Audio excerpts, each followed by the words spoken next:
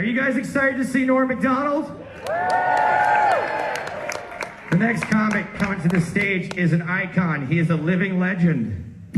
You might know him from Saturday Night Live. You might know him from his award-winning, maybe, podcast. He recently wrote a book called Based on a True Story. Please welcome to the stage your friend and mine, Mr. NormMacdonald. You're all right. Does this work? Yeah, you're all right. Okay. Thanks, Joe. You're all right. You're all right, okay?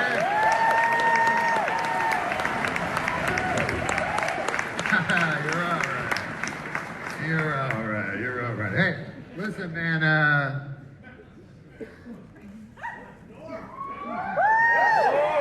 Hey, how you doing, guys? Woo! I like being here. I like playing casinos because I'm a degenerate gambler, and they know it. You know, that's what I get paid off in chips a lot. You can tell. Sometimes just one big chip. That's really insulting.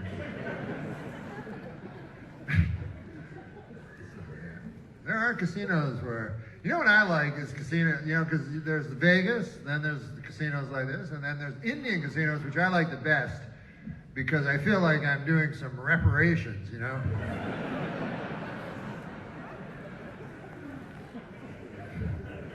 For methodically murdering their forefathers, which looking back was way out of line, way out of line. But, I've pretty well done my share of paying back, I'll tell you that. I got no guilt. I fucking paid I paid some of you guys' fucking share.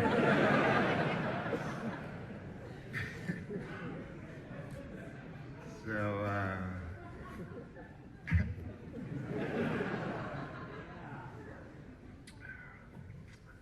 I was in Vegas. It's funny, I'm in Vegas, and now I'm here in Hollywood.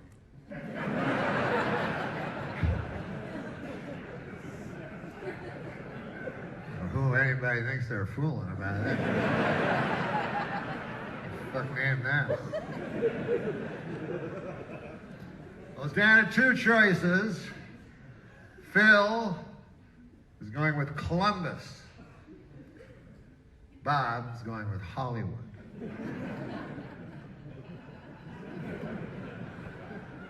No, this. Plus, I live in LA. Hollywood is a piece of shit. Like, I didn't realize till I moved to Hollywood, it's like a fake place. Like, you know, because I thought Beverly Hillbillies and shit. I thought everything was like that. But if you ever been to Hollywood, it's fucking horrible. Like, there's the stars on the ground, but you don't know any of them. They're from radio and shit. And then people are pissing on them. Like, that's not a way to, you know, make Bob Hope's family feel good or anything.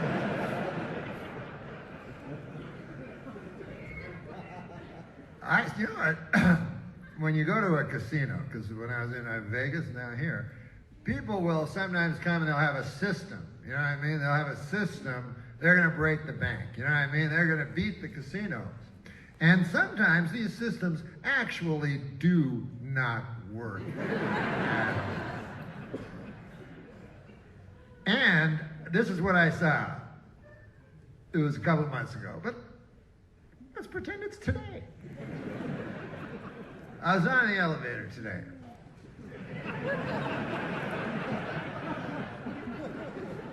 No, it was a couple months ago. And a month later, I figured out a joke. Anyways, I got on the elevator, and this is what I heard. It was just, all there was a man and his wife on the elevator, and I got on, so it was just us three. And tension. There was a lot of tension. So it was just us four. And we're going down, and it was getting more and more tense, and suddenly the guy out of the blue, he says to his wife, he goes, "I don't give a fuck what I said, give me the money." Like that. So I think, I think I was witnessing like the unraveling of a system of some sort. Like that, this fellow was calling an audible, you see?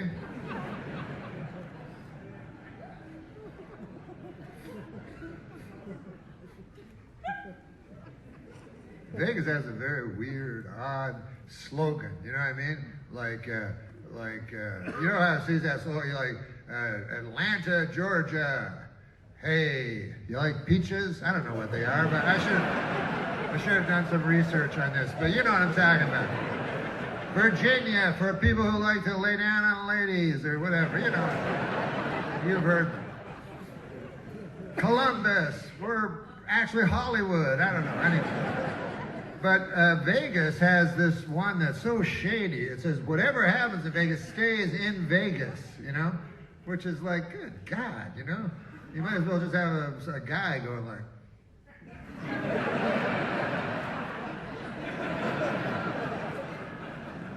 What kind of a shady... And also, it's not true. It's not like you can just kill someone and leave. You know, they'll follow you. They'll hunt you down, bring you back. And they'll try you in front of a jury of your peers. Sniffling a lot tonight, and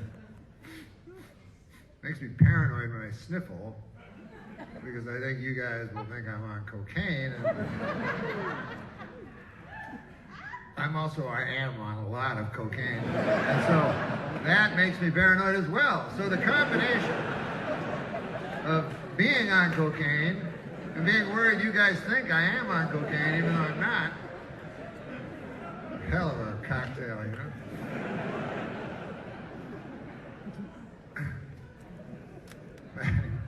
Anyways, my point is, this is Las Vegas. Whatever happens in Vegas stays in Vegas. So I thought about it. I started ruminating on it, trying to figure out what it meant. I started night after night not being able to sleep, trying to figure out the slogan.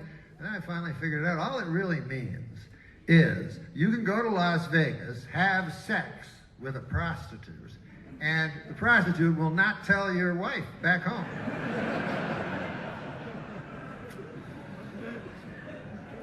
They're very discreet, that big-time Las Vegas prostitutes. You know, they're not like the fucking gossipy small-town whores. You know, those fucking blabbermouths. Don't know when to keep their mouth shut, you know. In the beauty parlor. You're Alec Majeruson's wife? Well, my God. Small world, I took a shit on. Last night I took a shit on his chest. In exchange for cash, small world. Where's your small world? Isn't that a weird thing, small world? I don't believe that the world's small. It seems very large to me. Like this seems large. And compared to the world, this is shit. I don't mean to insult you or anything like that. But you're all shit. No, but you're much smaller than the world, that's all I'm saying. But you know, the way people use that term, let's say you go to Paris, France, you know, and you're looking at the Arch of Triumph. I should have started with a French word. It's not the Arch of Triumph, is it? The Arch de Triumph. And you're watching it, and there's a fellow standing next to you, and you go, hey, I'm from Columbus, Ohio. And the other guy goes, I'm from Columbus, Ohio, too. You go, small world, you know? And I think that happens very rarely, though. So I don't believe that it's a small world.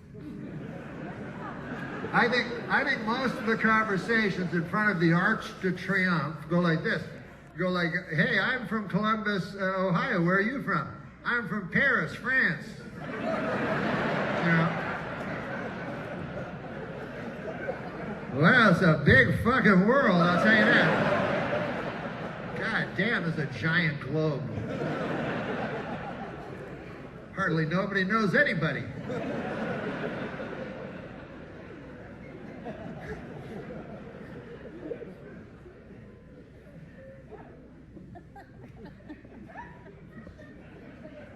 You know what thing I realized about gambling? very rational. This is what I heard myself say at again, we can pretend it's today. But I am at one, that just happened a while ago. I'm at a roulette table. I walked, this is how irrational you are when you're gambling. And I heard myself say this. I go to the roulette table rather. I put $100 down on black. It spins around and it lands on red. And then I say, fuck, I almost picked that. That's how irrational. And the entire table understood. That was also, they were like, wow, yeah, you can't second guess yourself on that, you know. If you understand anything about the game of roulette,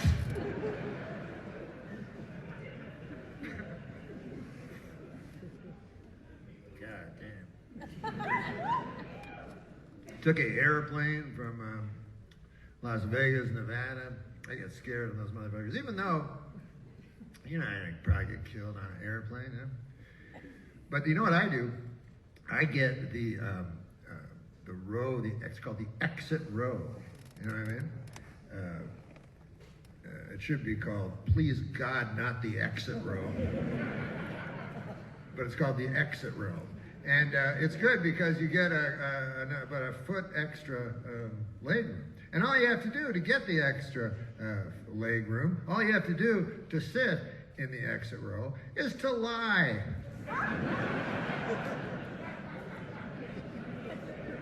What happens is the stewardess comes up to you and she's flight attendant. She comes up to you. A lot of new words, all right? Okay. I come from a different time. Usually people say that from the future, but I'm saying it from the past.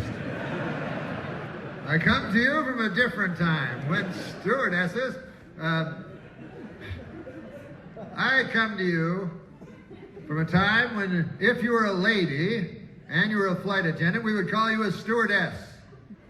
And if you were a gentleman and you were a flight attendant, we would call you, well, it doesn't matter. Yeah, a steward. What were you guys thinking?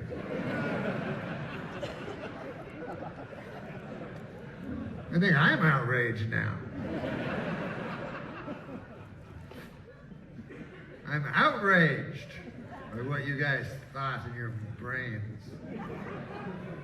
I'm leaving in a huff. I got the new Huff. Have you tried it? It's the Chrysler Huff. I'm going to be leaving in it.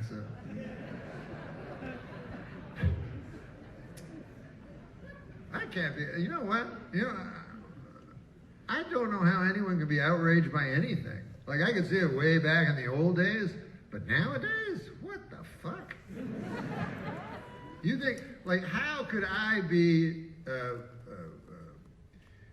outraged by watching some guy on stage saying something? You know, I've seen internet pornography. Once you've seen this, Anthony Jeselnik is not going to make you. I mean, this shit. By the way, if you've never seen pornography on the internet, don't. Because it's going to change you. Fundamentally, and you're never going to be able to come back. It takes years and years. God, the first time I came on late to it, but probably first time about 6 years ago. But people have been watching along before that. And I thought in my stupid head that it was just a picture. Like, you know, sometimes a guy would show me a picture from the internet of it'd be like a lady with a horse, but the picture was just put together, right? Like Photoshop. I thought that's what internet porn was. Anyways, 6 years ago I see actual internet porn, and at first I'm astounded. first of all, by the number of ladies. Like, I go, what in God's, like, it's like 1 of 36 of 3,400,000,000. You're like, is every woman a whore or something? What happened? Like, and the things they're doing, I'm like, holy Lord, no lady has ever done anything to me anywhere close to this. And I was on the TV. I go, how can this be possibly happening?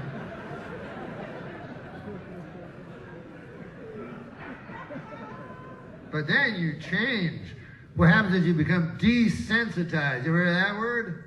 Oh yeah, they like to use it in big books, make you sleepy. But what it means is, it's not enough for you. You need more, like any addiction, you know? Like after a few months of that internet porn, you're like, she can only take 8 cocks of her ass.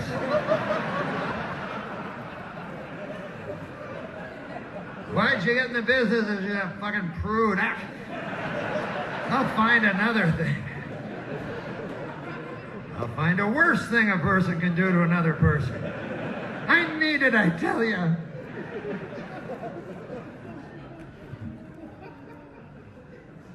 You gotta get out of that shit. I don't know what the poor children are doing, you know what I mean? I mean, when I was young, we had like Playboy or whatever. I remember my dad saying, when I was young, all I needed was to see like Lana Turner's ankle walking down the stairs. Which I also thought was weird. You're like, like a ankle, you know.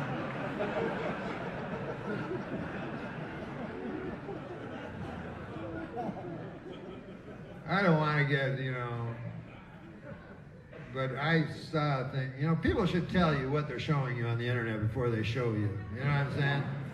Just go, here you go, that's the worst thing ever. Why did you show me that? So anyways, guy showed me a picture of a lady making sweet love to a pig. A pig, like an actual pig from the farm, you know, barnyard animal, a pig. You're all familiar with a pig. I don't have to put too fine a point on it when I keep saying pig, do I? So I felt guy didn't want to watch, and I felt sorry for the lady, I felt sorry for the pig, you know? And I know a lot of people wouldn't feel sorry for the pig, but you gotta figure, you know, you gotta think of the pig's life. Like, the pig's in a sty with a bunch of fucking other gross, ugly, fat pigs, and they have sex, and then one day they take them, and they a beautiful lady, you know, and he's like, holy Lord, I never knew it could be like this, you know, and then the next day they throw him back in the sty. He's like, you're all a bunch of fat pigs. I didn't know before. You can take the pig from the farm and onto a porno shoot, but you can't take the porno shoot from the pig and give it back to the farm. I think we all know that saying.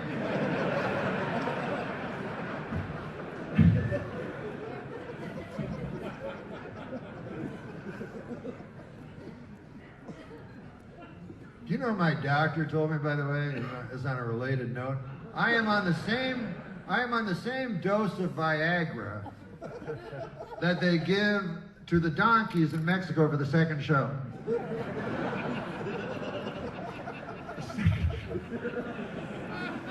Good God, how much Viagra do I need? No, I don't have sex.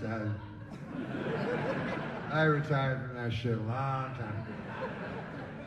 And I didn't do that good. You know, looking back, because I was on the TV and shit, and I didn't get much from being a celebrity. Like, you know, like that lady took her kid, got her into Harvard. I didn't know you could do that. Like my kid, he's fucking like a retarded, you know, he's not that smart. So I put him in a retarded school, and that's a fucking fortune. Anyways, I didn't know you could do that. So I don't think I used my celebrity or like grab a girl by the pussy. I didn't know you could do that.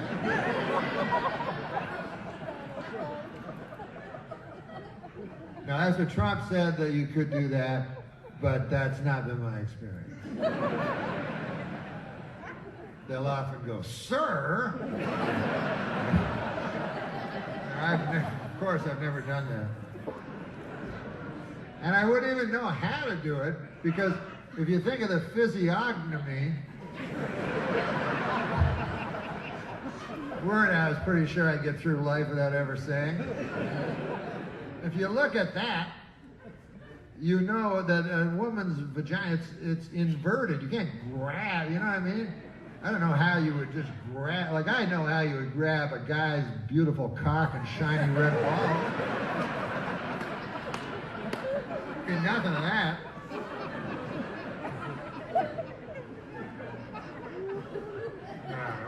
We got a little dirty, and I blame myself for it. This is an important year. I'm not here to talk about cocks.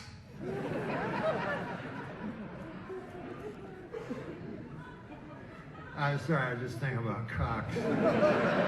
No.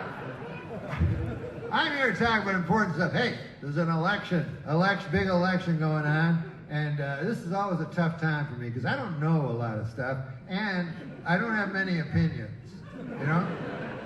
I come from a different time. When I was young, we didn't have no opinions. Like, we had some, like, 6, I think. Sometimes we see a guy have 8 opinions, go, God damn, that fucker's opinionated. He's always 7th and 8th opinion. But yeah, we had about 6 opinions, and most of them were about food, to tell you the truth. A lot of it was like, Boo Berry, what are you, retarded?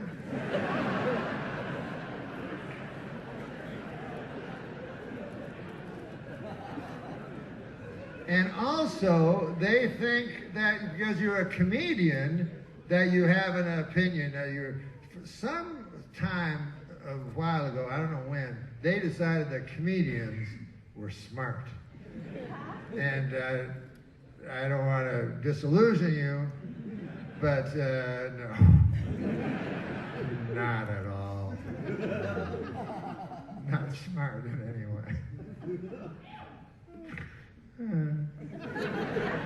See, we used to know that, like in the old days, like 30 years ago, nobody would be going, hey, Red Skelton, what do you feel about Vietnam? It'd be retarded. But then something happened, and the comedian, I've read one place that said the comedian is the modern day philosopher. And first thing I thought is, I wonder how the actual modern day philosophers feel about it. That's toiling away in obscurity, What do you got there, Phil? Who the fuck is Bill Maher, by the way? I keep talking about him. He hasn't come up with one single important, I wish I knew a philosophy term. I know it's not pronounced philosophy in your country.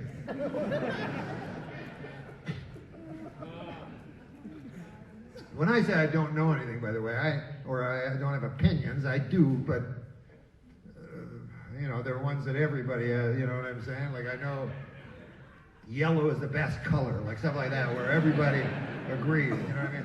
But when it comes to these very hard questions, and and I don't know. And you know what? I don't feel so bad because sometimes I'll watch a news program and they'll ask a question.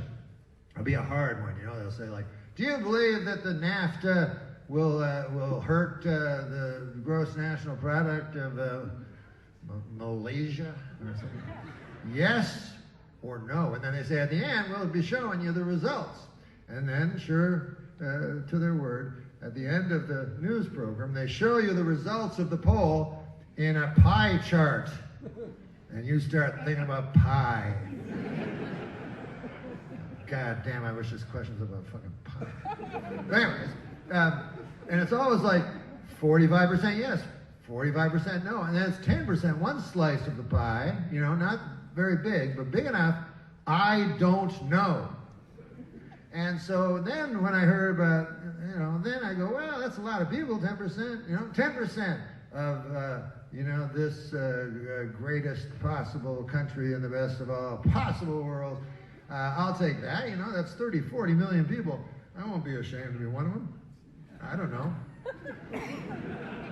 And I will answer those. Anytime I see one of those polls on CNN or one of those shows, I'm a sucker for it, man. I'll always phone them up. I go, yes, I have, I want to, is this the TV? Yes. I want to answer because you had a question. Yes. I don't know the answer. No, that's my answer. I don't know. I better show up on that fucking pie chart. I'm no sap. You're not dealing with a sap. All right, I'll keep my voice down. All right.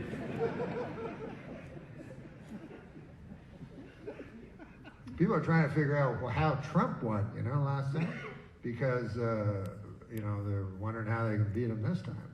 And everybody has theories, they've written books on and everything. I have my own theory, but I'm a simple man, with simple thoughts, So maybe this is a little simple. But I've never heard anybody else say this, and it seems kind of obvious to me. I think the reason that Trump won the presidency of the United States is because he was the only guy running.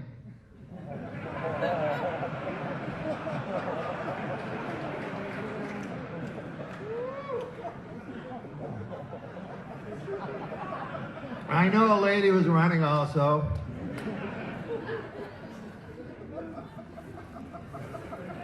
Picked the perfect time for that little fucking experiment. Couldn't have worked out better. Couldn't have waited a little time to be stylish. Had to go right. And pick Hillary Clinton. As a matter of fact, she even wrote a book, And, they say you can't judge a book by its cover. I disagree. I believe you can read a book by its cover. I've read many, many books. And for instance, that book you can read by its cover. I'll tell you the cover. It's only 5 words. It's all you need to know. It says, what happened? Hillary Rodham Clinton. So, she was more self-aware than any of us ever knew. But I really believe that. I think the American people, and I can see it from outside because I'm from Canada, I think the American people said, listen, Hillary, here's the deal. We hate your guts. God damn, we hate you. I'll tell you how much we hate you. This is going to blow your mind, Hillary. We hate you so much that we are going to vote for a guy we hate more than you. What do you think of that? Just to rub it in.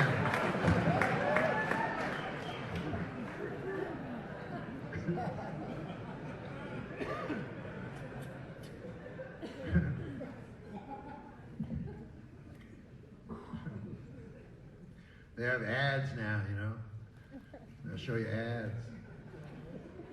But they're for people, because if you're already deciding who you want to vote for now, you're very acute. I don't know if that's the word, but pretend it is. You're very, politically acute. That actually might be the right word. So, so they're trying to go at you. You're smart, so you'll see the commercials now. I've seen them. They're smart. So like a guy will come on TV, or a lady.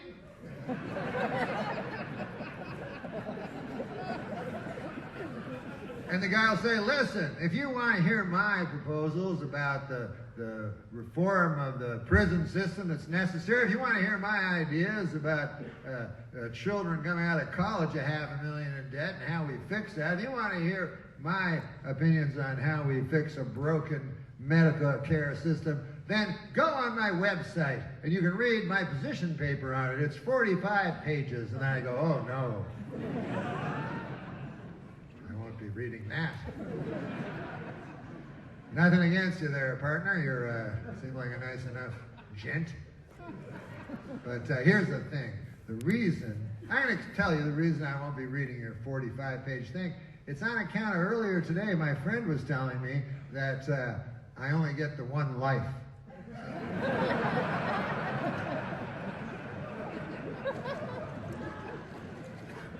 I still have a half a box of Matlock DVDs. I can't do everything, you know.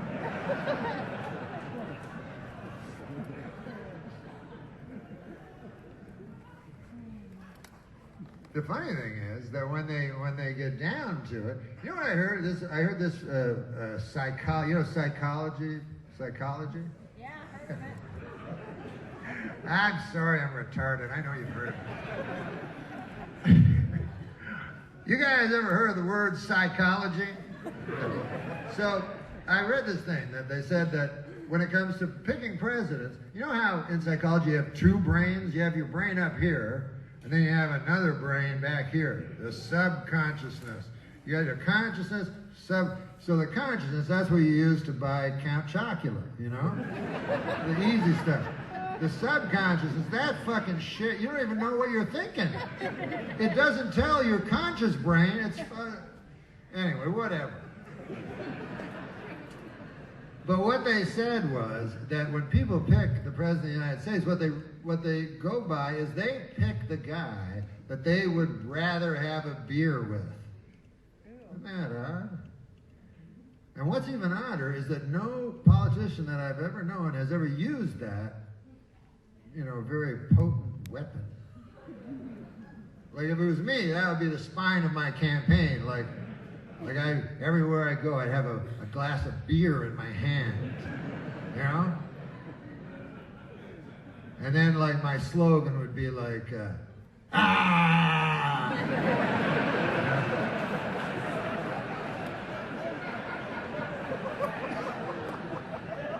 I do commercials, I go, ah! You like beer? Should come to the White House and drink some with me. The guy goes, God damn, something I like about that guy.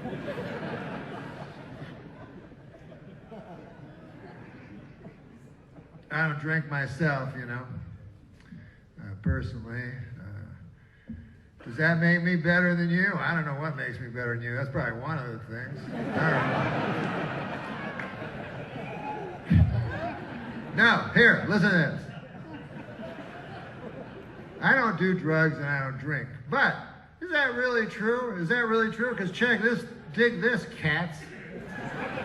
I smoke cigarettes, right? So you go, so what? That's not a drug, really? Because nicotine's a drug. You're like, no, it's not. I'm like, yeah, it is. Or this, a Red Bull. I drink Red Bull. Got caffeine in it. You go, yeah, so what? Caffeine's not a drug, really? Because it is a drug.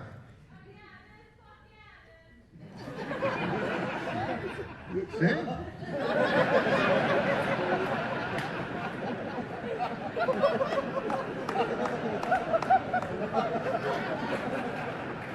So maybe I'm not better than most of you.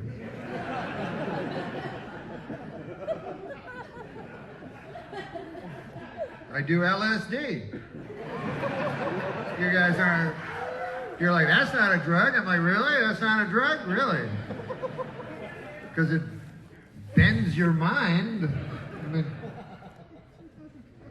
I'm starting to think you guys are retarded when it comes to drugs. But before every show to relax, I take 10 or 20 hits of LSD. Just a handful, and I swallow them down. Helps me relax.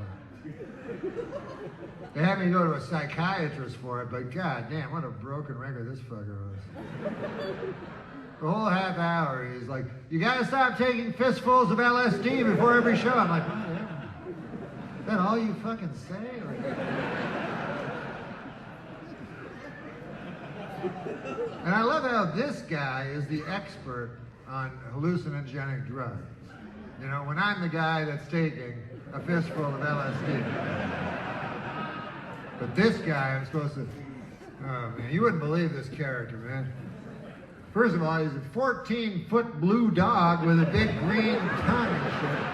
Doesn't even look like a regular psychiatrist. And he knows it all. Ooh, he's an expert on account of he studied all those melting books that are behind him. Don't get me started. Hey, what about that one? Don't get me started.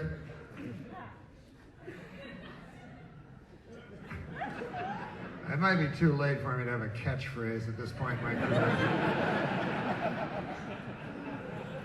Hey, there's that guy that always says, don't get me started, just for the last little while. No, but don't get me started. I come from another place, another time, another place as well.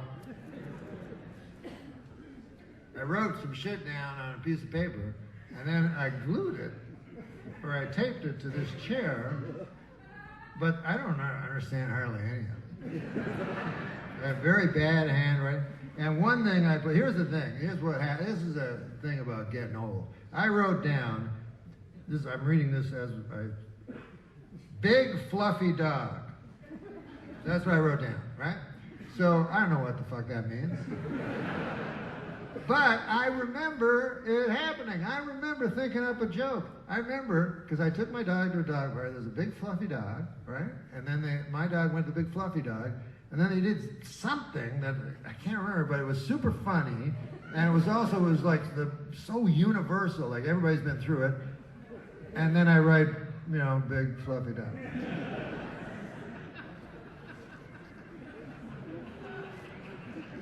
One time I remember when I was a kid, when I started out doing stand-up, we'd get so stoned and drunk every night, and then we'd tell each other jokes after the show. Go, hey, what about this? When your luggage comes out of fucking carousel, and God damn, that's the funniest thing I ever heard. Go, of course, it's funny, I'll do that in my nightclub act, yeah. And then the next day we'd wake up, fucking blackout drunks, we wouldn't remember a fucking thing. And so I had an idea. I said, what I'm gonna do is this was way before, you know, teensy-weensy tape recorders and all that shit that we have nowadays. I said, I'll get a little notebook, and if I think of anything funny, if I say anything funny, or if anybody does, I would have just stolen theirs, you know. I will write it down in my little book, and then the next day I'll have it, and you know. And so we had a party after the show. We're like, what about a cat acts more like he's your owner than a dog? And then God damn, that's funny and shit.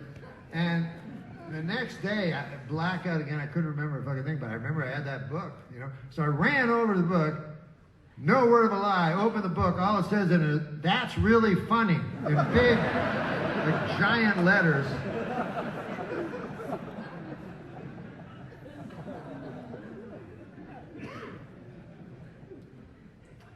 I took the airplane. I was afraid, you know. I get afraid in the airplane, I'll tell you that. You know, I'm not gonna lie to you. What's that thing where they go, if the thing comes down, I don't like that one. If the oxygen mask comes down, make sure to put it on your face before your little child. And I go, well, that was my plan, you fucker. You didn't have to blab it to everybody. I mean, I love my little child and everything, but he's never been on the TV, right? You know?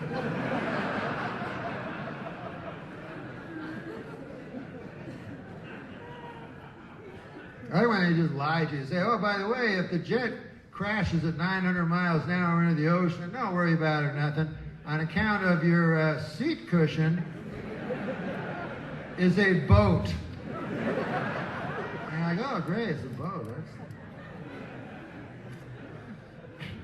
Why did I ever buy a fucking boat? Now that I think about it, I could have got a fleet of seat cushions. Dumb purchase, buying that boat.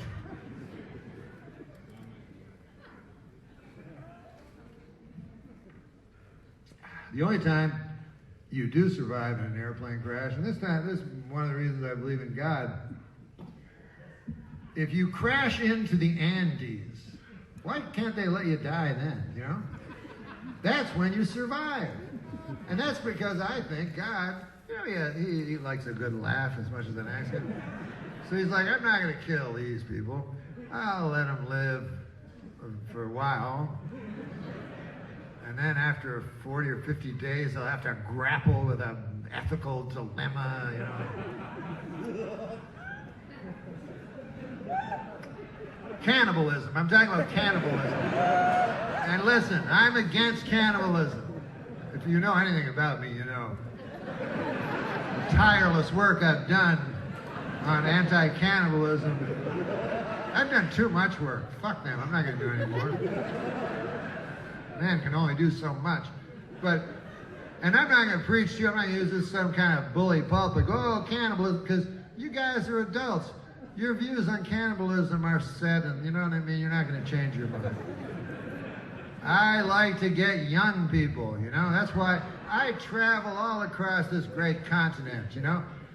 Well, except for Mexico. I'm not going to fucking Mexico. But, like America and Canada, you know? And I talk to the kids, right? The kids in high school, the kids in elementary school, you know? And I try to tell them, I go, listen, kids, you might think it's cool that you ate your buddy in algebra class. And I'm not going to lie to you, you will be the talk of the school for quite some time. But the future, I go like this, you know, whatever.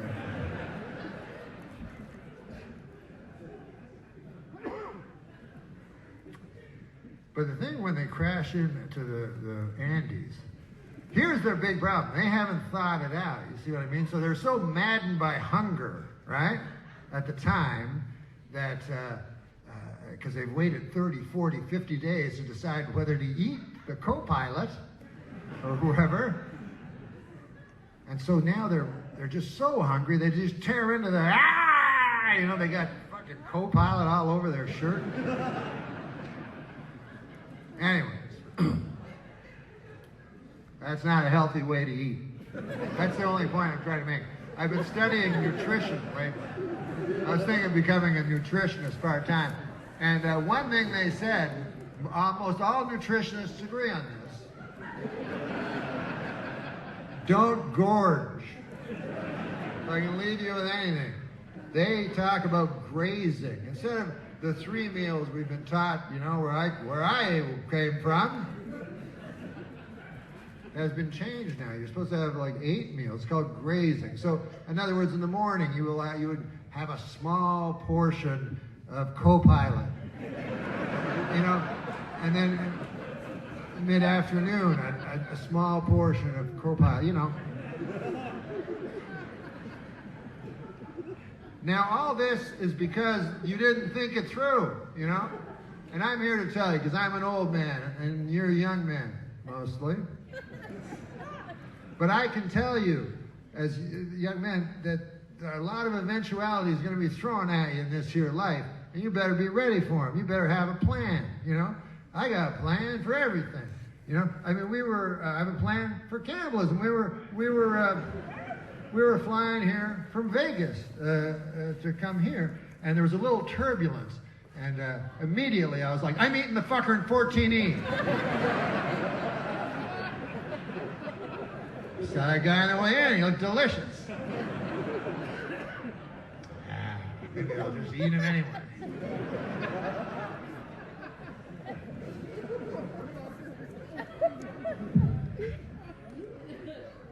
There's the thing. If you crash, right, in an airplane on pavement, there's nothing left. Like, they will show, if they have a big airplane crash, they just go there with cameras and you never see a body or a guy like this, or, you know, or a guy. You never see anything because they've all been vaporized. Just turned into, I don't know, stuff. Ashes to ashes, stuff to stuff, as the scriptures say. And then the relatives, they want the stuff. They don't call it stuff. They call it remains. We'd like the remains, you know, because they want some closure, you know what I mean? And I can understand that. You know, they're at home, they're like, I can't go to sleep.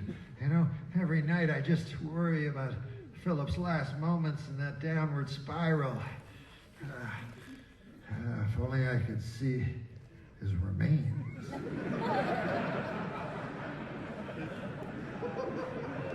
And then I'd get a good sleep. put this whole thing behind me. I don't understand, but who knows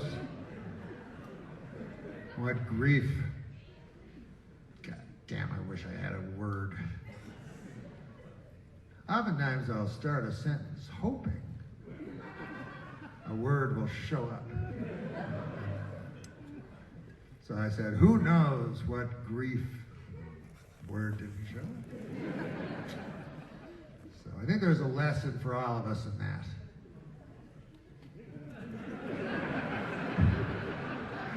Now, there's no lesson in anything.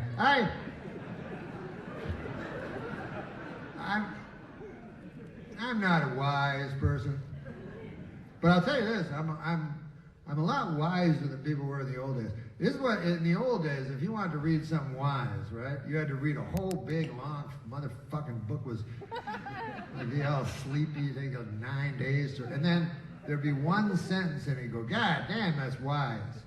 I remember that sentence, right? Nowadays, all you have to do is go to a cup store. Every cup you look at says the wisest fucking thing you ever heard. You know, God damn, I'm going to buy that cup and just read it every day.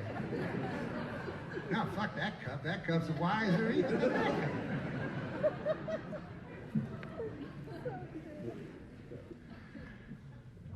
God, does any of this make any sense to anybody?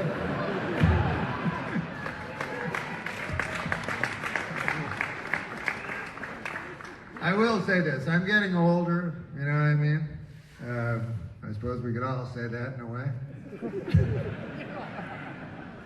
But I'm at an age where like 3 or 4 times a day I will check the status of my left arm. Have you ever done that? Well, you know, this is all I know about medicine.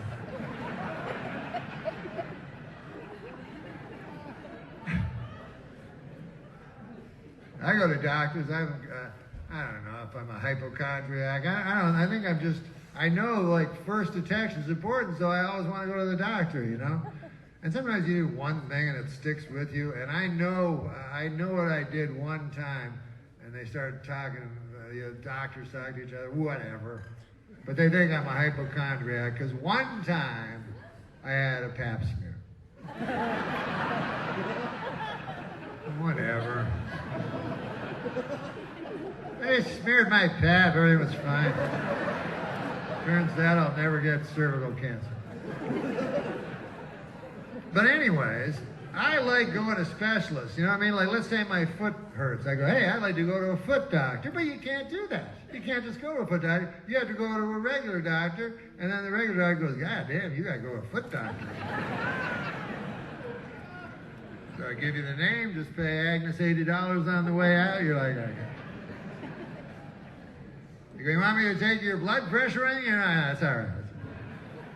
I've retired from getting my goddamn blood pressure taken. I think I've had my blood pressure taken about probably 6,000 to 7,000 times. What good is a doctor if he can fucking do the same thing that CVS can do? What kind of fucking doctor is that? So you go, no, I don't want your goddamn. He goes, all right. Can I interest you in hitting your knee with a hammer? Here's one. Can you believe we still allow this to fucking happen? Like, we must be retarded, seriously. This is like from the cartoons back in the 50s. A doctor says to us, can I hit your knee with a hammer? We go, oh yeah, sure. So then he takes the hammer, hits your knee, and then you're like, ah, my knee! And then he writes down, he's like, excellent. It's exactly how you should react when you're struck by a hammer in your knee. Your leg is not paralyzed. I'm going to put an X beside, is your leg paralyzed? Okay, you just pay Agnes on the way out. Sometimes they'll use smart words. You ever have that? Because they're doctors and you're not. And so they know all the smart words. One time I went to a doctor and said, God damn, doc, I don't know what I got. I'm tired all the time. He goes, sound like chronic fatigue syndrome. I said, what's that? He says, well, chronic means always, Fatigue means tired, and a syndrome is something you got. So anyways, you can pay Agnes on the way out. Agnes is beyond a lot of this fucking horse shit in my mind. I trust her as far as I can throw her. I realize doctors can't give you good news when you think about it. Think about this for a second, right? A doctor will never come back, go, well, Mrs. Jorgensen, made it a lady. Because ladies and men, right? Hey, listen, Mrs. Jorgensen, we checked your blood panel, and good news, you're immortal. You don't have to come back no more. No. They can only give you a reprieve of bad news yet to come. You know, they go, we've looked at your blood panel, everything is perfect, tip-top, you're in perfect shape, so just go on with your life, come back every year, and then one day. It's not going to be good.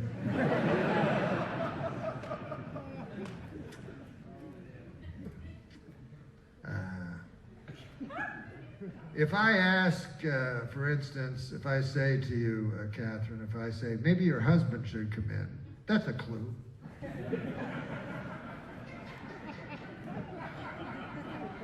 But anyways, expect to cry, expect to have your mind shattered like a crystal vase. You may even plead with me to give your life. You know, I've had that, believe me, people are funny.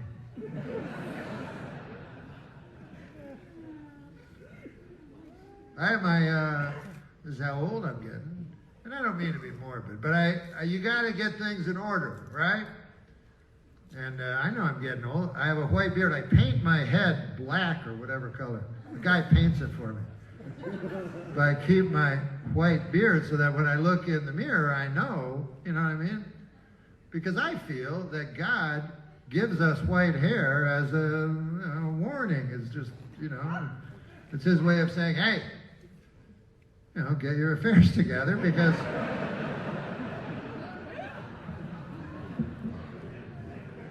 so anyways, I had a white beard. I go, I gotta go make out a will. So I made out a will. I got everything planned. My funeral is gonna be, you know how funerals are like all sad and everything like that. Instead of having a party, they're all sad. So that's what I'm gonna do. Have a real sad one. Nobody have any fucking fun. And everybody can only talk about me. I wrote it all down. You know what? If I could lead a life where after my death, like at my funeral, somebody could no longer go on, I think I would have accomplished something. Yeah, I mean, if somebody just leaped out the window at the...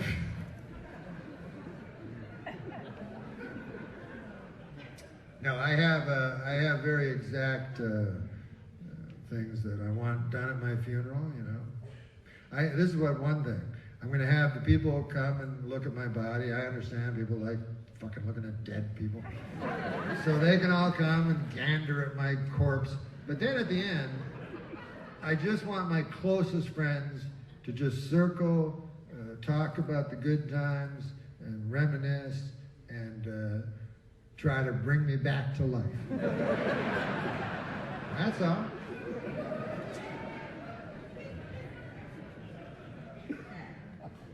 Because every funeral I've been at, I go, that motherfucker might be, I don't know.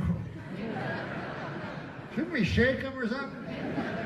They don't let you shake him. Most of my stuff is about shaking. I go, shake the fuck out of me. Don't worry about just shake me a lot and do this. Hit my chest like this here. I dread a little picture, you know.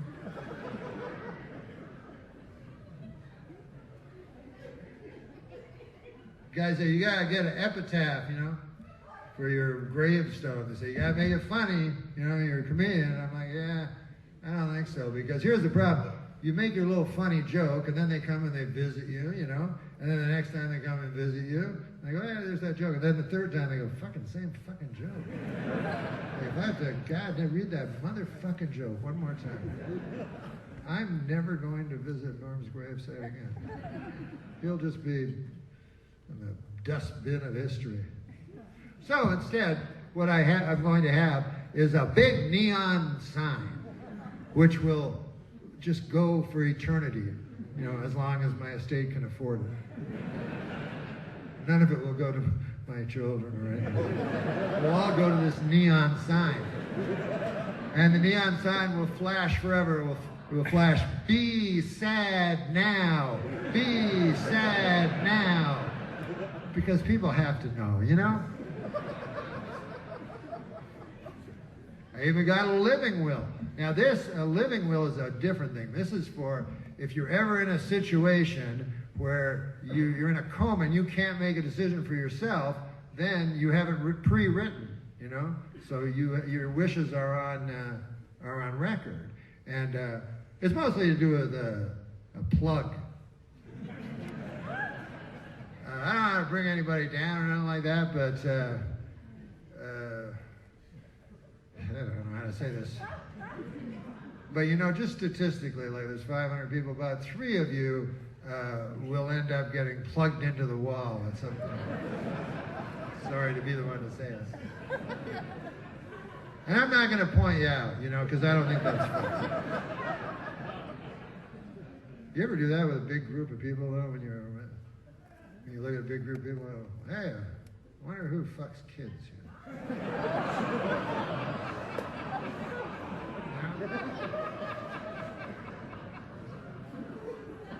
If the guy beside you had shifty eyes just now, you know, report him.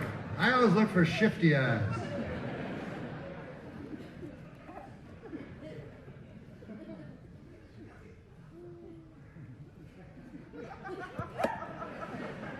Anyways, my living will is pretty simple. It's just basically it says keep your grubby hands off the plug. You know, just the plug stays in the wall. My mother said, "Oh, you don't want to be a burden." I'm like, "Oh, sorry. Oh my God, I would hate to break up your once a month bridge game so you could go to the hospital and touch the back of my hand." Let me know that I am. Oh, sorry. I'm a little fucking burdened myself here with the plug.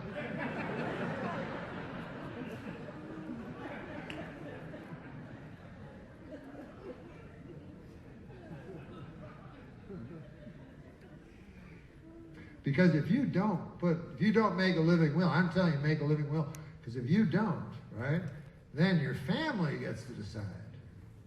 And I wonder what they'll decide. Maybe the thing they decide every single time. They don't decide right away, you know, at first, because, you know, you got somebody in a coma, you know, kind of cool in a way. You know, it's sad, but at the same time, you know, you bring your friends and you go, check this out. She used to cook cherry pies and shit. Yeah, that gray thing there. Had hopes and dreams and shit. I'm not kidding you. But like anything else, the novelty wears off. And then they start getting a little peeved that they have to keep making these hospital visits, you know. And then that's when my brother would go, hey, Doc, I remember you was asking me if Norm ever said anything about this. And last night I was thinking about it, by God, I don't know if this counts, but one time we were having dinner, and he says to me, or I said to him, I said, what would happen if you had to be plugged into the wall? And he said to me that we should kill him.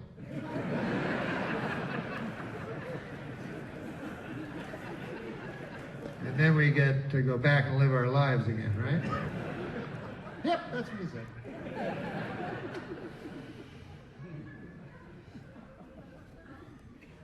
You have to use your common sense. Like, what would a person say? Let's say a person's in a coma. You wake them up. They're awoken for 1 minute, and you go, "Hey, listen, Fred, we only got a minute. Here's the choice I want you to make." Sounds kind of ridiculous now that I'm saying it out loud, but would you rather lie here in the bed with the TV or bury you underneath the earth? I was like, that's a question? The first one.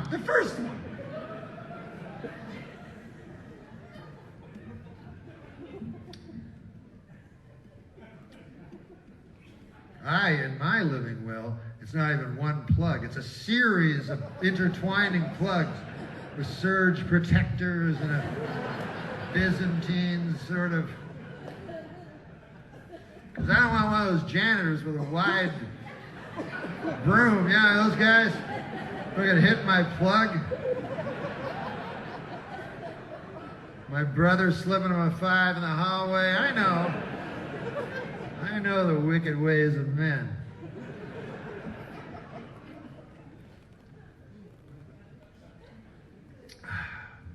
But seriously, I feel we have gotten a little morbid. And I don't like it. Don't like it one bit.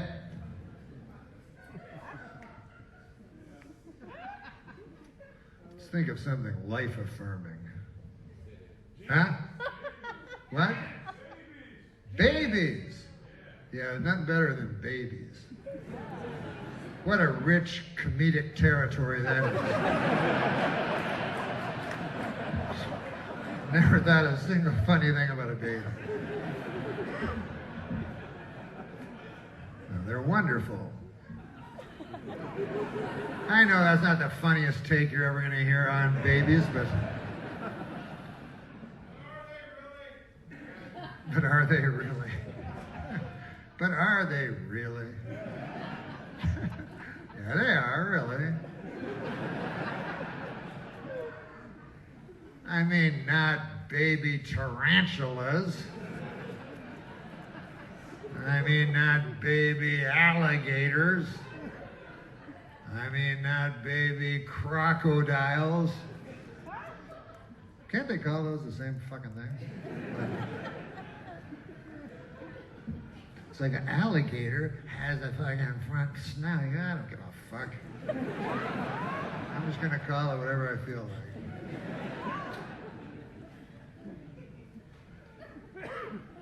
Saw a thing, I watched a lot of fucking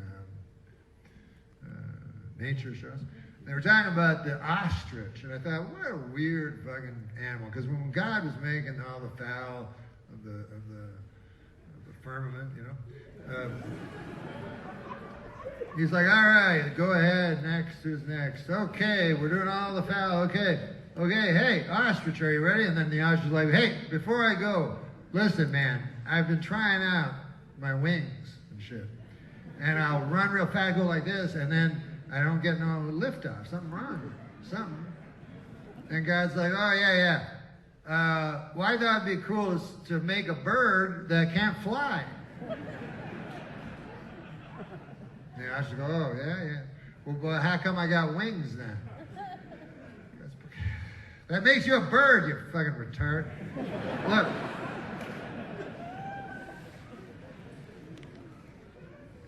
And I was like, listen, I don't mean no disrespect or nothing, but what happens when I'm running and shit, and then the wolf is chasing me, and I try to fly, and the wolf eats me? And then God's like, huh? I don't know, ostrich.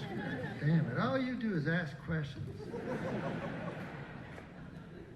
Hey, how about this?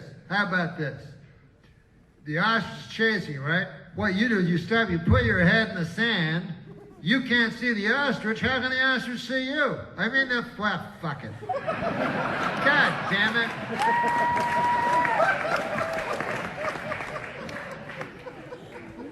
Sorry, let me start that. Well, it's great to be here in Hollywood.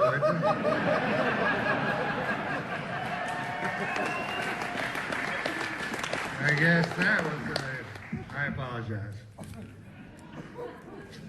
La la la la la la la. I'm sorry. Oh, something bad's happening. So,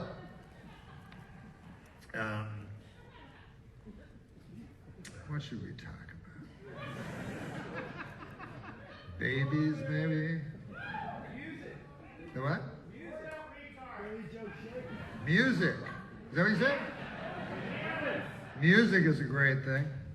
You ever get a music thing that bugs you? Like, there's one song by Elton John. He goes, if I were a sculptor, but then again, no, or a traveling minstrel, and a something show. And I thought, you can't do that in a song. You can't go, if I were a sculptor, but then again, no. You have to just, don't write the line. Like, it doesn't make any sense. And then there's this other one. It's Rod Stewart. The first cut is the deepest. He goes, the first cut is the deepest. He goes, I'll try to love again, but I know the first cut is the deepest, right? But if the first cut is the deepest, then this one won't be so bad. It really should be, you know, I'll try to love again, but I know the second cut is the deepest. You know what I mean?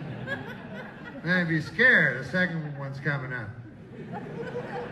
Instead, or he could go, hey, I'll love you, sure. You know why? Because the first cut's the deepest. I fucking got nothing to worry about now. I don't know, whatever. I know it's retarded. And also, I gotta stop saying retarded, and I apologize. Here's a funny thing. You know, one time I did my stupid stand-up, and a lady did a review of the show. And she said, Norm uses the word retard a lot in his act, which shows how incredibly stupid he is. And then I thought, hey, wait a minute. She said stupid. Are you allowed to say that? I mean, stupid people, it's not their fault.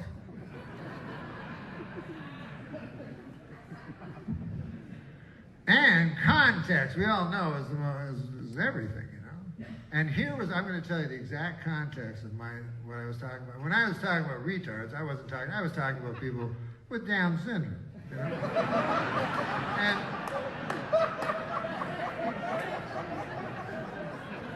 so here was the context. And you tell me if this context doesn't in any way ameliorate the meaning. This is what I said about retards. I love retards. That was what I said. And I do. You know, my best friend when I was a kid was a retard. And my parents forced it, but it turned out it was fun. It was cool. And then I remember like 5 years ago, I lived in an apartment, 4 apartments down. There was this 19-year-old kid who was a retard, and I wanted to be his friend, but his parents would have none of it for obvious reasons. What a cynical world we live in, right? Like I want to fuck. But anyways, what I wanted from him, and see, I don't pity retards. And I use the word retard because I don't want to say Down syndrome because then people think I'm a doctor. And then they're going to want me to hit their knee with a hammer. You know how it goes. So I say retarded because I understand it's retarded at a certain point. Not an insult. They've been arrested in their development. They're retarded. You know? So, but they're happy, and that's what we all want. So what other people pity, I envy. If there was some retard juice that you could put into your arm, I would be at the front of the line to get the, you know, because happiness. How often are you happy? I'm happy a little bit, like when I wake up, I'm happy. I think because it's the first thing in the morning, I wake up, I'm like, I'm glad I bought that Tempur-Pedic pillow. That was the best thing I ever bought. But then, you know, the light comes in, and then my memory of my life's all around. I'm like, what am I again? And then I go in the bathroom, and I look at, that's the worst moment of me in the morning. I'm not talking about physically, like your looks, but you look right into your own eyes. At least me, I look in and I go, how did I become, what the? And at that point, I would like my retarded friend to be standing there and going like, I like bananas. I go, yeah, I do too. I never looked at it that way. They're yellow. Yeah, you're fucking right. They're yellow. What do you say me and you get a yellow banana? What do you think of that? I go out, be happy.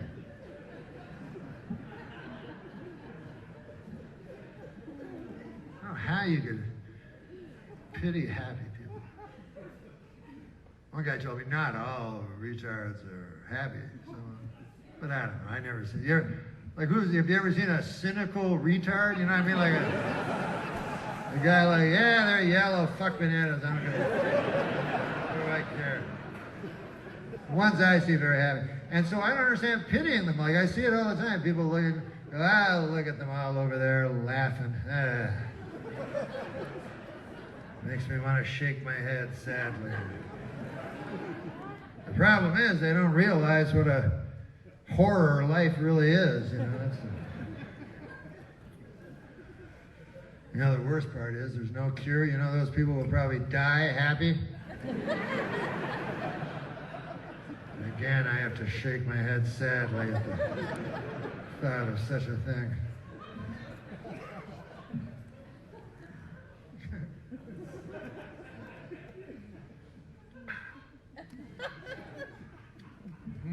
That's good Red Bull.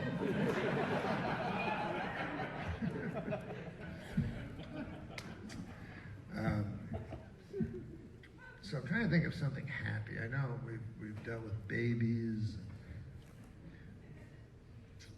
crib death. Here's an interesting thing. Think about the crib business. How strong the crib business is that it survived crib death. You feel once that became a thing, crib death, you know, mothers and fathers would go, you know, maybe let the kids sleep with us.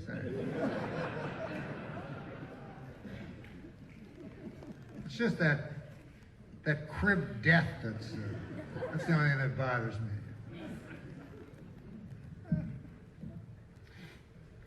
It's like a deathbed. You know, I won't buy one of those. At some point, you gotta just decide, you know, what's worth it. And, you know, a deathbed, even a sick bed, I don't like.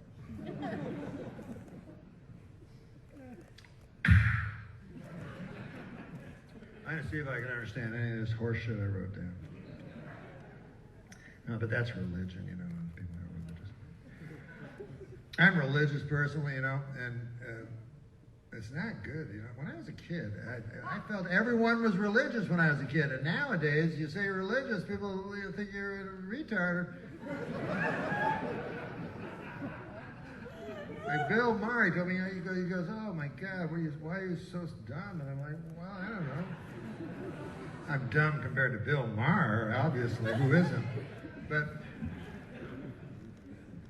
and I don't, you know, maybe I'm not strong enough to be an atheist. I don't know. Maybe I'm not smart enough. But I do know one thing. If I was an atheist, I'd never try to talk anybody else into it. That's what I think's wrong. Just plain wrong, you know what I mean? Like, why, what's the upside of that? You know, you go, excuse me, you over there. You, yes, with the glint of hope in your eye. Come on over here. I want to tell you something. You're born, you get real sick, and you die, they put some dirt on you. When I come over to my house and talk about it all day with my friends, that's all we do. We have a podcast.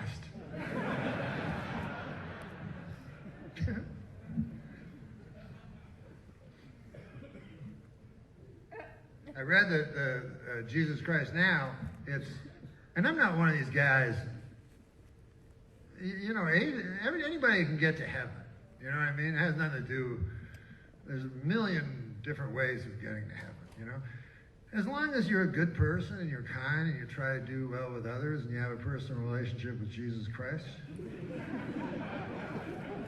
anyone can get in, you know?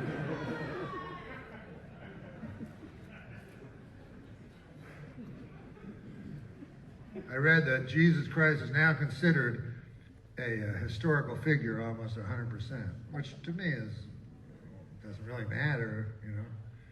If it's divinity, if it's either he's divine or he's not. Like my friend, he said, you know, I really like Jesus, you know. I really like, but I don't think he's a God or son of God or anything like that. I think he's just an ordinary guy, but, you know, he had great things to say. I'm like, what kind of fucking church is that? Jesus was just an ordinary guy? That's your fucking contention? Like you're doing the sermon, you're like, once, Mark 4, verses 14 to 16, Jesus stood in front of the masses, and in front of him, he had 4 loaves of bread and 4 glasses of wine. And the masses looked unto Jesus, and Jesus said unto the masses, sorry, man, there's only enough here for me, so Jesus was just an ordinary guy.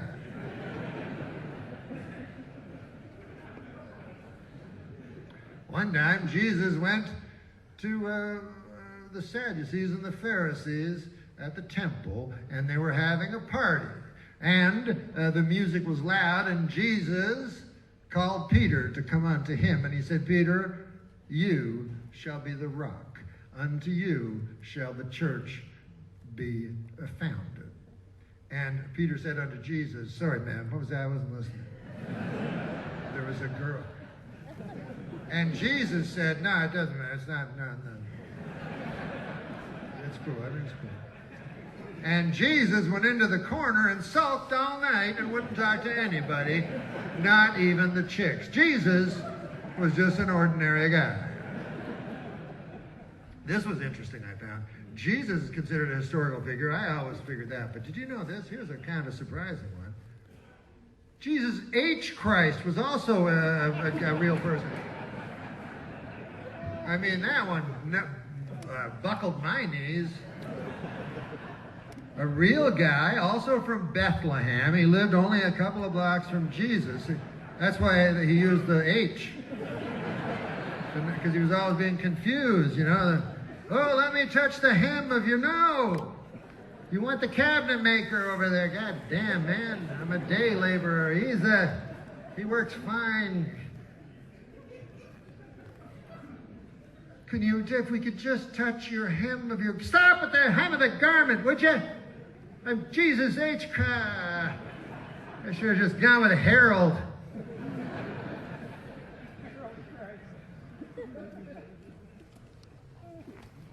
And a very sad ending. At the end, there were all these lepers. And they were all following Jesus H. Christ. And they were all like, can we touch the hem of... Yes, I know, of my garment. Yes, no, you can't. You're a bunch of fucking lepers. And he runs away. But the lepers get him and then he gets leprosy. And then I think in his final moments, he curses Jesus himself and gets raped by the devil for all of time. It was one of the saddest endings of any of them.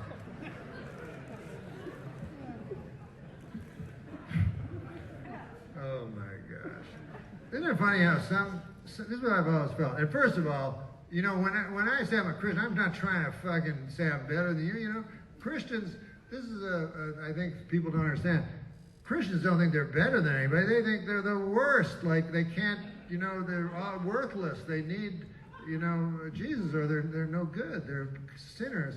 And it's true. You can't stop sinning for some reason. You know? Like, take me, I try my best. I swear to God, I try to be a good Christian. I eat apples. Now, it's on page 1 of the book. Worst thing you do, eat an apple.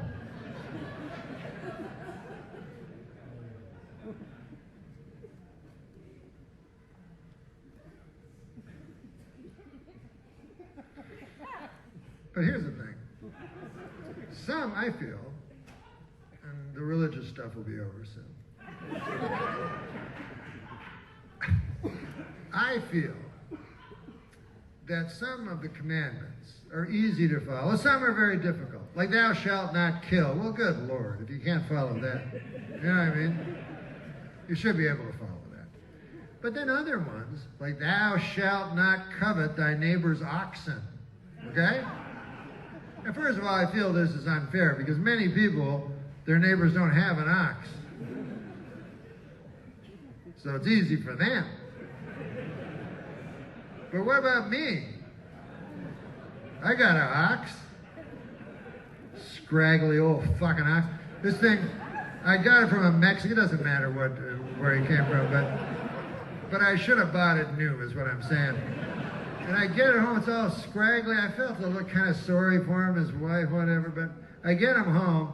He's all scraggly, and he's like, walks weird, and he's got a big hump and shit. So I phoned the Mexican guy. I go, hey, what the fuck's up with the ox? He goes, oh yeah, he's got bursitis.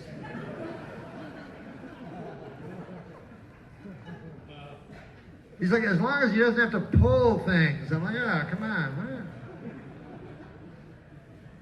So anyways, I got my goddamn fucking ox. No, he's nice, but I got him in my garage, right? Now, then my neighbor next door, I go by his house, and his garage door is wide open. Big coincidence.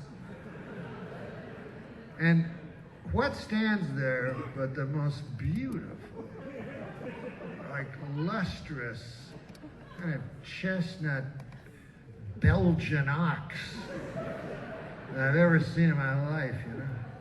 And he's like, what do you think? Would you like to pet my... I got my own ox.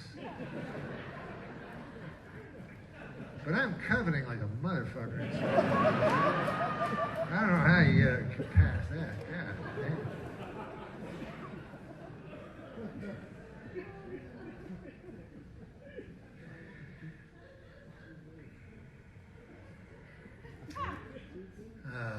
But I don't know. You know what I can't get over is the psychology thing, you know, because it makes me feel like I can't understand myself. Because now they say all kinds of things, you know. They say you can have repressed memories. You know about this? Like how you recover a memory, like 30, 40 years pass, and you suddenly remember something, you know? It's never good. You know, it's never like, God damn, I used to like peaches. Yeah, start eating more peaches. It's always the most violent sexual hell that you went through that was so impossible to digest by your consciousness that your self-consciousness came through and something. But here's what I don't like about it. I used to, like, I'd be at a party and somebody would come out and be like, hey, Norm, your uncle ever fuck your ass? And I would say with pride, no.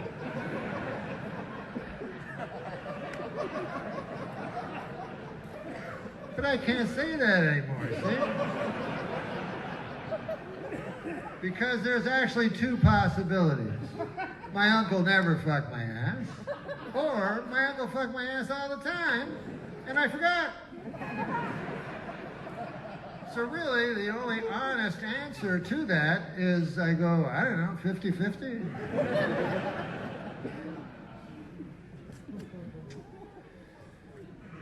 Advanced math degree coming through when I most need it. I just don't know. I don't feel, personally, I don't even know if I believe in recovered memories. If I do have one, God damn, please let me never recover it. It's hard enough to go through life, you know, but when you have to go through life, you know, those guys, God damn. So I don't want to be going down to a cheese store with my friend and go, hey, man, what are we getting? Kind of cheese sandwich you getting today? Same cheddar, yeah, me too. What do you think you'll get, one or two? I don't know, probably one. What about you, Norm? Me? So what's the matter, man? Huh? Nah, just recall something.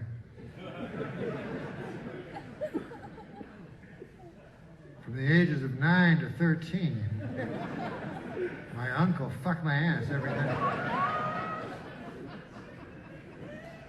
All right, I don't want a cheese sandwich anymore. I gotta go live my life. I'll talk to you later. And then you're like that for the rest of your fucking life. But I don't know. Who knows what is and what isn't. Well, the show ended a long time ago. I didn't have the heart to tell you, but we're all hot. We want to get to that table. We want to get to those tables.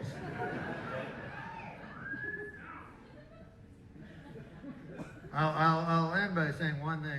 It's just a psychology thing, as we're talking about psychology. My buddy, everything's psychology. This guy, everything has a different meaning. You know what I mean?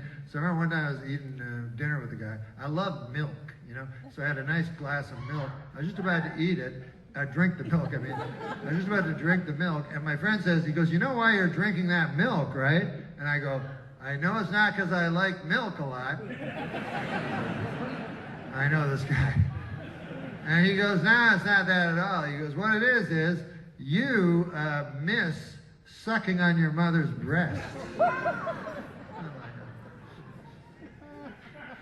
So now I can't, what am I going to guzzle the milk down at this point? The milk's finished now for the meal. And my mother, I mean, you guys don't know my mother, but my Lord, you know, an 85-year-old woman. And I love her. No, I couldn't love anybody more than my mother, you know. She lives right beside me. I have an apartment, and she lives in the next apartment. But, pardon me? Go see her?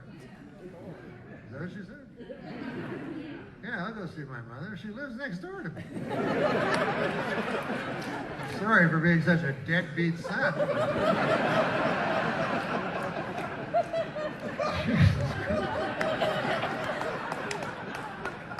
But I was thinking about this the other day.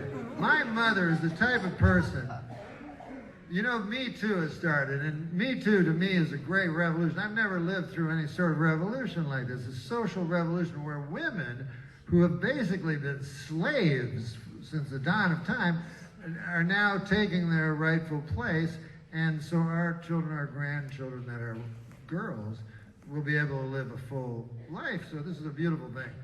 Every revolution has casualties.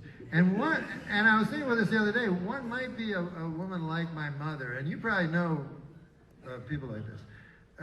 Maybe it's your mother, maybe it's your grandmother, depending on your age. But my mother's the type of person, like, she would, we would eat, you know, and she would always be just in the kitchen. And everybody got, do you have the gravy? Bill, do you need more? Oh, the turnips! And okay, don't forget dessert. Leave enough for dessert. And I go, Ma, you got enough to eat up there? Oh yeah, but she would just be eating like what was left, you know. And then we'd finish, and she'd go, "You boys watch the TV. Do you need help wash?" No, I take care of it. So, and you know, I don't think women are gonna be like that.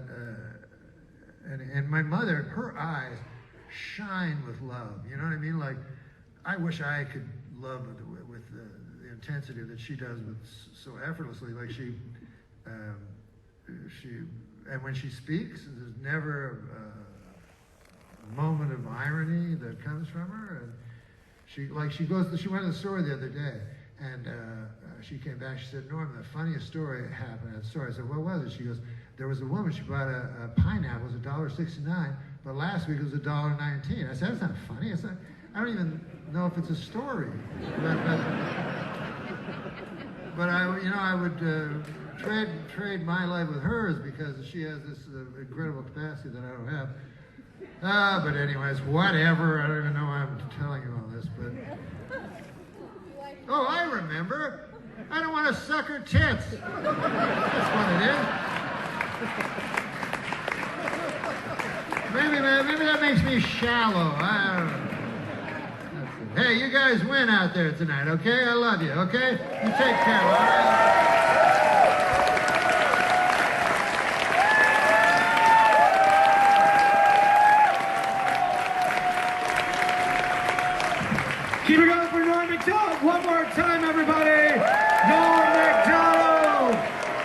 you so much. Have a great night. We'll see you next time.